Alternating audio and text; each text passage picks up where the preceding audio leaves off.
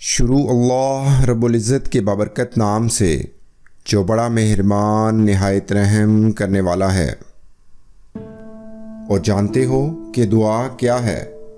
अपनी हर परेशानी अल्लाह को बताकर बेफिक्र हो जाना। मोजज़े तो तब होते हैं जब हम अल्लाह की रज़ा में राज़ी हो जाते हैं। कितनी दिलचस्प बात है ना कि समंदरों का मालिक नदामत के एक आंसू को पसंद करता है। जब दिल को सजदों में सुकून मिलने लगे तो समझ लो कि सजदे कबूल हो रहे हैं।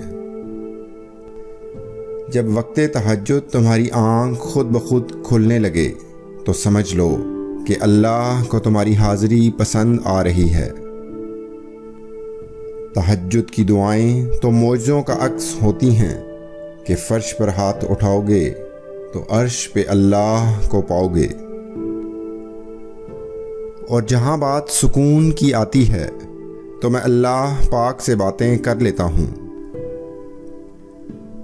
दोनों ही सूरतें यकीन की हैं।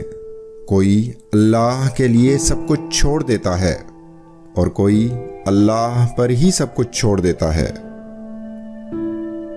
जिंदगी में बेसुकूनी बढ़ जाए तो इबादत का वक्त बढ़ा दिया करो। मुझे बस यही यकीन मायूस नहीं होने देता कि मेरा नसीब लिखने वाली ज़ात 70 माओं से ज़्यादा प्यार करती है।